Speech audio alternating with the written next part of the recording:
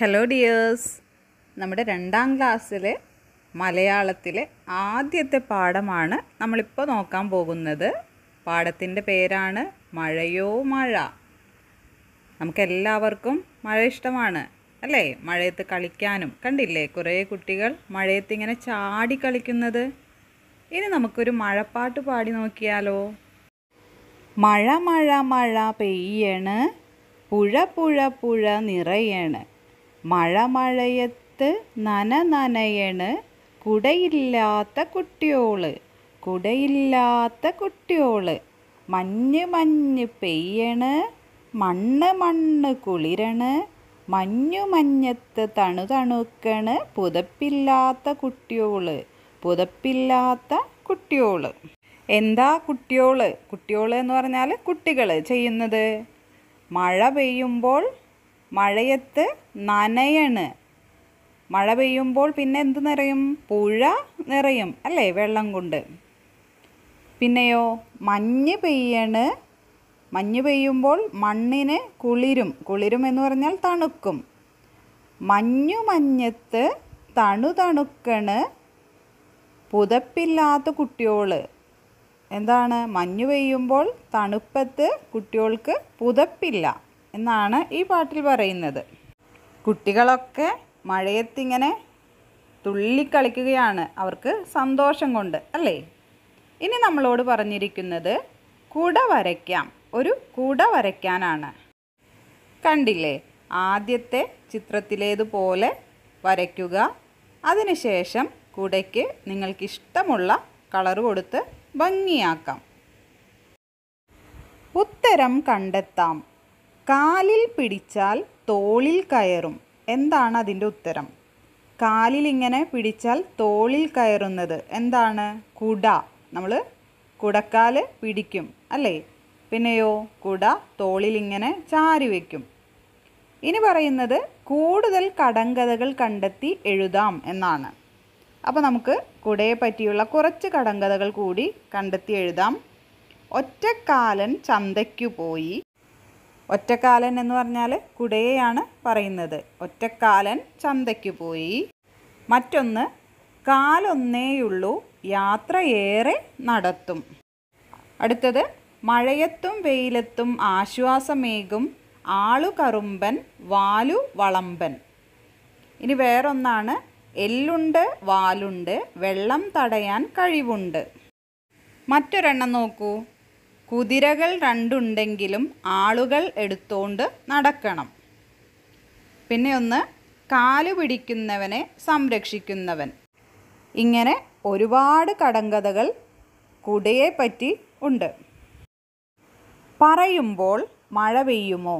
കുറിപ്പ് വായിക്കാം, പരീക്ഷണം ചെയ്യാം. ഒഴിഞ്ഞ പ്ലാസ്റ്റിക് കുപ്പിയുടെ അടിഭാഗത്ത് ധാരാളം ചെറിയ സുഷിരങ്ങൾ ഉണ്ടാക്കുക. കുപ്പിയുടെ മുകൾ ഭാഗത്ത് ഒരു വശത്തായി മറ്റൊരു ചെറു സുഷിരം കൂടി ഉണ്ടാക്കുക. ബക്കറ്റിലെ വെള്ളത്തിൽ കുപ്പി മുഴുവനായും താഴ്ത്തിപ്പിടിച്ച് കുപ്പിയിൽ വെള്ളം നിറയ്ക്കുക. കുപ്പി ഭദ്രമായി അടയ്ക്കുക. വിരൽ കൊണ്ട് വശത്തെ സുഷിരം അമർത്തിപ്പിടിച്ച് കുപ്പി ഉയർത്തുക. പെയ്യട്ടെ മഴ പെയ്യട്ടെ എന്ന് പറയുമ്പോൾ വിരൽ മാറ്റുക. നിൽക്കട്ടെ മഴ നിൽക്കട്ടെ എന്ന് പറയുമ്പോൾ വീണ്ടും സുഷിരം അടച്ചുപിടിക്കുക. എന്ത് സംഭവിക്കും? എന്താണ് സംഭവിക്കുന്നത്? വിരൽ മാറ്റുമ്പോൾ താഴെയുള്ള സുഷിരം വഴി വെള്ളം താഴേക്ക് വീഴുന്നു. അത് മഴ പോലെ ഉണ്ട്. പിന്നെ വിരൽ വയ്ക്കുമ്പോൾ വെള്ളം വീഴുന്നത് നിൽക്കുന്നു. ഇതാണ് സംഭവിക്കുന്നത്. പരീക്ഷണം ചെയ്യാൻ ഉപയോഗിച്ച സാധനങ്ങൾ എന്തെല്ലാം? എന്തൊക്കെയാണ് ഉപയോഗിച്ചത്? പ്ലാസ്റ്റിക് കുപ്പി, വെള്ളം, ബക്കറ്റ്. ഇതാണ് ഉപയോഗിച്ചത്. ഇന്നലെ പെയ്ത മഴ. അതൊരു പെരുമഴയായിരുന്നു. മഴയ്ക്ക് മുമ്പ് ആകാശമാകെ ഇരുണ്ടു. ശക്തമായ കാറ്റിൽ മരങ്ങൾ ആടിയുലഞ്ഞു. വലിയ ഇടിയും മിന്നലും വന്നു. ഞാൻ പേടിച്ചുപോയി. സന്ധ്യയും മഴയും ഒന്നിച്ചാണ് വന്നത്. ഇടയ്ക്കിടെ തോർന്നും പിന്നെയും പെയ്തും മഴ ഒരുപാട് നേരം നീണ്ടു. രാത്രിയിൽ നല്ല തണുപ്പുണ്ടായിരുന്നു. ഉറങ്ങാൻ നല്ല സുഖം. രാവിലെ ഉണർന്നപ്പോൾ മഴ തോർന്നിരിക്കുന്നു. തൊടിയിലെ ചെടികൾക്കെല്ലാം പുതുമഴ കിട്ടിയ സന്തോഷം. വഴിയിലും ഓടയിലും കെട്ടിക്കിടന്ന ചപ്പുചവറുകൾ ഒഴുക്കിക്കളഞ്ഞ് മഴ അവിടം വൃത്തിയാക്കി. പക്ഷെ എന്തു ചെയ്യാം, എല്ലാ അഴുക്കുകളും വന്നു നിറഞ്ഞത് ഞങ്ങളുടെ മുറ്റത്തായിരുന്നു. മഴയുടെ കുസൃതി ഇത്തിരി കൂടുന്നുണ്ട്. എന്താണ് പറയുന്നത്? ഇന്നലെ പെയ്ത മഴ. ഇന്നലെ പെയ്ത മഴ എങ്ങനെയായിരുന്നു? പെരുമഴയായിരുന്നു. പെരുമഴ എന്ന് പറഞ്ഞാൽ നല്ല ശക്തമായ മഴയെയാണ് പെരുമഴ എന്ന് പറയുന്നത്. മഴയ്ക്ക് മുമ്പ് ആകാശമാകെ ഇരുണ്ടു. നല്ല കാറ്റ് വീശി മരങ്ങളൊക്കെ ഇങ്ങനെ ആടി ഉലഞ്ഞു. പിന്നെയോ ഇടിയും മിന്നലും വന്നു. മഴ വന്നത് എപ്പോഴാണ്? സന്ധ്യാസമയത്താണ്. മഴയും സന്ധ്യയും ഒന്നിച്ചാണ് വന്നത് എന്ന് പറയുന്നുണ്ട് അല്ലേ? ഒരുപാട് നേരം മഴ പെയ്തു. രാത്രിയിലൊക്കെ ഉറങ്ങാൻ നല്ല സുഖമുണ്ടായിരുന്നു. രാവിലെ ഉണർന്നപ്പോൾ മഴയൊക്കെ തോർന്നു അല്ലേ? അപ്പോഴോ തൊടിയിലെ ചെടികൾക്കെല്ലാം നല്ല സന്തോഷമാണ് മഴ കിട്ടിയതുകൊണ്ട്. പിന്നെ വഴിയിലും ഓടയിലുമൊക്കെ ഇങ്ങനെ ചപ്പുചവറുകൾ കെട്ടിക്കിടന്നതൊക്കെ മഴ വൃത്തിയാക്കി ഒഴുക്കി കൊണ്ടുപോയിട്ട് അല്ലേ? പക്ഷേ ആ ചപ്പുചവറുകൾ വന്ന് അടിഞ്ഞുകൂടി കിടക്കുന്നത് മുറ്റത്താണ്. അപ്പോൾ മഴയ്ക്ക് കുസൃതി കുറച്ച് കൂടുന്നുണ്ട് എന്നാണ് പറയുന്നത്. ഒരു പെൺകുട്ടിയാണ് ചിത്രത്തിലുള്ളത് അല്ലേ? അപ്പോൾ ആ കുട്ടിയായിരിക്കാം ഇതെല്ലാം പറയുന്നത്. ഇനി അഭിനയിക്കാം. വിറവിറയണ്. വിറവിറയണ് എന്ന് പറഞ്ഞാൽ ഇങ്ങനെ വിറയ്ക്കുന്നത് പോലെ. നനയണ്. എങ്ങനെയാണ് നനയണ്? വെള്ളം നനയുന്നത് പോലെ. കുളിരുകോരണ്. കുളിരുകോരണ് എന്ന് പറഞ്ഞാൽ തണുപ്പുള്ളതുപോലെ, തണുത്തിട്ട് ഇങ്ങനെ കുളിരുകോരുന്നത് പോലെ അഭിനയിക്കാം. അടുത്തത് ഞാനും മഴയും. മഴയനുഭവം എഴുതാം. നിങ്ങൾക്കുണ്ടായിട്ടുള്ള മഴയുമായി ബന്ധപ്പെട്ടിട്ടുള്ള എന്തെങ്കിലും ഒരു അനുഭവം എഴുതാനാണ് പറഞ്ഞിരിക്കുന്നത്.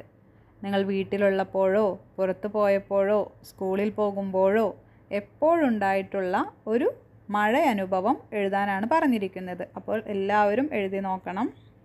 മഴച്ചൊല്ലുകൾ കണ്ടെത്താം. മഴ തോർന്നാലും മരം പെയ്യും. ഇങ്ങനെ പറയുന്നത് എന്തുകൊണ്ട്? ഇതുപോലുള്ള മഴച്ചൊല്ലുകൾ കേട്ടിട്ടില്ലേ? അവ ക്ലാസ്സിൽ പറഞ്ഞു നോക്കാം. മഴ തോർന്നാലും മരം പെയ്യും. എങ്ങനെയാണത്? മഴ തോർന്നു കഴിഞ്ഞാലും മരത്തിൽ പറ്റിപ്പിടിച്ചിരിക്കുന്ന ആ മഴത്തുള്ളികൾ ഇങ്ങനെ താഴേക്ക് ഇറ്റു വീണുകൊണ്ടിരിക്കും അല്ലേ? ഇനി നമുക്ക് മഴയെക്കുറിച്ചുള്ള കുറച്ച് മഴച്ചൊല്ലുകൾ കേട്ടു നോക്കാം. കർക്കിടകച്ചേന കട്ടിട്ടെങ്കിലും തിന്നണം. കർക്കിടകം എന്ന് പറഞ്ഞാൽ മഴക്കാലമാണ് അല്ലേ? അപ്പോൾ കിട്ടുന്ന ചേന കട്ടിട്ടെങ്കിലും തിന്നണം എന്നാണ് പറയുന്നത്. അതിൻ്റെ ഗുണം കൊണ്ടാണ്. കുംഭത്തിൽ മഴ പെയ്താൽ കുപ്പയിലും മാണിക്യം. കുംഭമാസത്തിൽ മഴ പെയ്താൽ ഏത് കുപ്പയിലും പുതിയ എന്തെങ്കിലും വിളവ് ഉണ്ടാകും, മുളച്ച് വരും എന്നാണ് ഇതിൻ്റെ അർത്ഥം. അതുതന്നെയാണ് താഴെയുമുള്ളത്. കുംഭത്തിൽ മഴ പെയ്താൽ കുപ്പയിലും വിള എന്നുള്ളത്.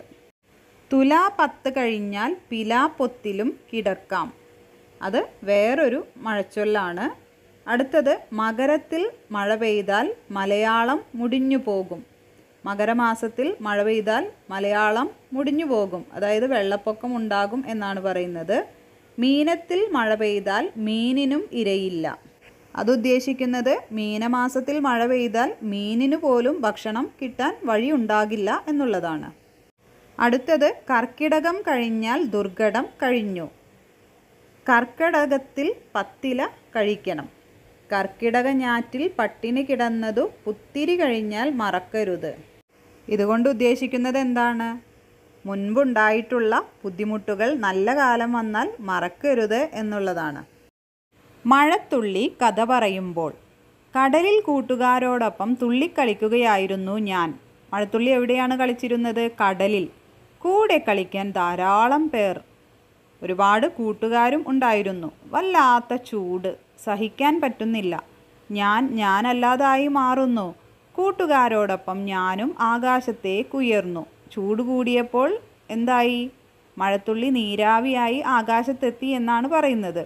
ഞങ്ങൾ മേഘങ്ങളിൽ ഒളിച്ചു. ടേ ടേ ടോ ടോ. ഞങ്ങൾക്ക് പേടിയായി. എന്തായിരിക്കും ആ ഒരു ശബ്ദം? ഇടിവെട്ടുന്നതാണ് അല്ലേ? കാറ്റ് ആഞ്ഞു വീശി. തണുപ്പ് കൂടി വന്നു. കൂട്ടുകാർക്കൊപ്പം തുള്ളിയായി മഴയായി ഞങ്ങൾ താഴേക്കെത്തി. ഒഴുകി ഒഴുകി ചാലുകളായി തോട് നിറഞ്ഞു, പുഴ നിറഞ്ഞു, വീണ്ടും ഞങ്ങൾ കടലിലേക്ക്. അപ്പോൾ ഇടിയും കാറ്റും കൂടിയപ്പോൾ തണുപ്പും കൂടി. അങ്ങനെ വീണ്ടും മഴത്തുള്ളിയായി താഴേക്കെത്തി. എന്നിട്ട് എങ്ങോട്ടെല്ലാം ഒഴുകി?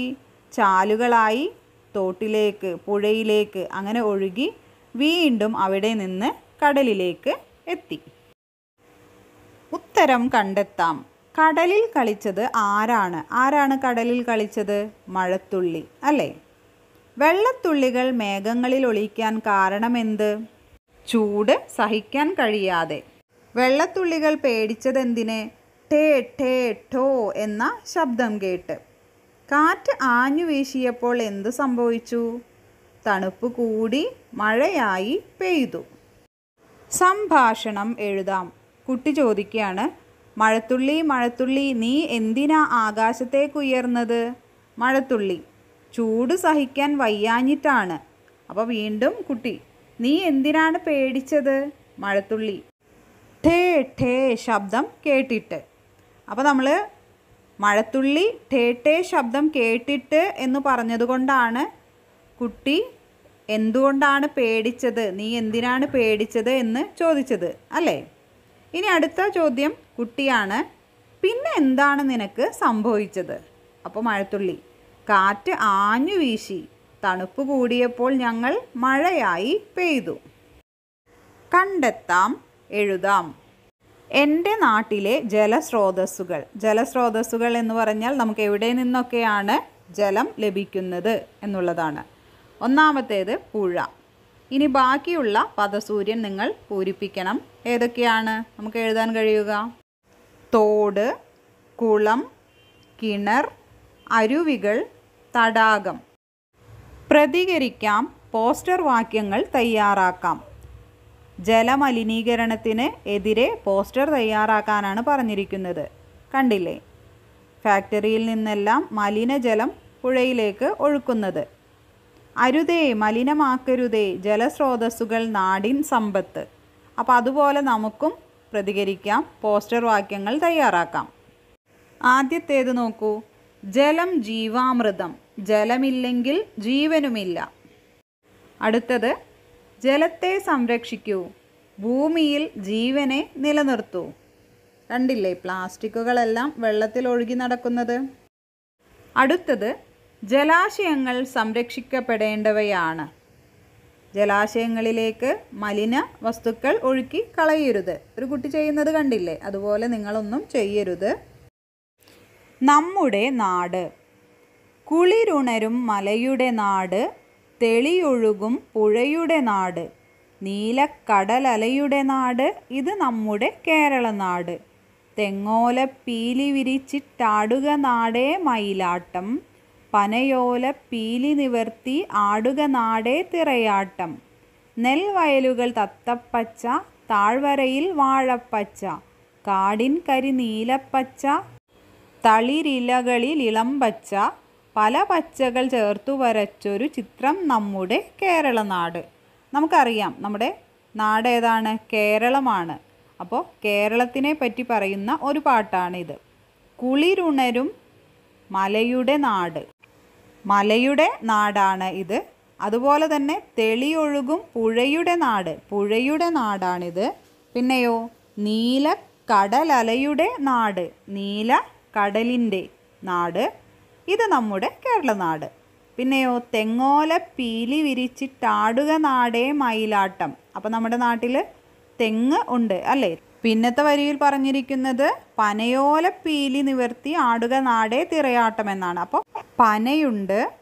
പിന്നെയോ ഒരുപാട് പച്ചകളെക്കുറിച്ച് പറയുന്നുണ്ട്. നെൽവയലിലെ തത്തപ്പച്ച, താഴ്വരയിൽ വാഴപ്പച്ച, കാടിന് കരിനീലപ്പച്ച, തളിരിലകൾക്ക് ഒരു പച്ച അല്ലേ? അപ്പോൾ ഇതെല്ലാം നിറഞ്ഞ ഒരു ചിത്രം പോലെയാണ് നമ്മുടെ കേരള നാട് എന്നാണ് പറയുന്നത്. ഈണം കണ്ടെത്തി ഒന്നിച്ചു പാടാം. അപ്പോൾ എല്ലാവരും പാടണം. ഇനി ചോദിച്ചിരിക്കുന്നത് കേരളത്തിൻ്റെ എന്തെല്ലാം പ്രത്യേകതകളാണ് കവിതയിൽ പറഞ്ഞിരിക്കുന്നത് എന്നാണ്. ഒരു ഉദാഹരണം തന്നിരിക്കുന്നത് മലകളുള്ള നാട് എന്നാണ്. പിന്നെയും പറഞ്ഞിട്ടുണ്ട് അല്ലേ? ഏതൊക്കെയാണ്? പുഴകളുള്ള നാട്, നീലക്കടലുള്ള നാട്, തെങ്ങുകളുടെ നാട്, പനയുള്ള നാട്, വയലുള്ള നാട്, കാടുള്ള നാട്. ഇങ്ങനെ ഒരുപാട് പ്രത്യേകതകൾ നമ്മുടെ കേരളത്തിൽ ഉണ്ട്. ഓക്കെ ഡിയേഴ്സ്, അപ്പോൾ എല്ലാവർക്കും നമ്മുടെ ആദ്യത്തെ പാഠം ഇഷ്ടമായില്ലേ? അപ്പോൾ എല്ലാവരും ഇതിൽ പറഞ്ഞിരിക്കുന്ന കാര്യങ്ങൾ ചെയ്യുകയും പഠിക്കുകയും വേണം. നമുക്ക് അടുത്ത ക്ലാസ്സിൽ കാണാം. താങ്ക്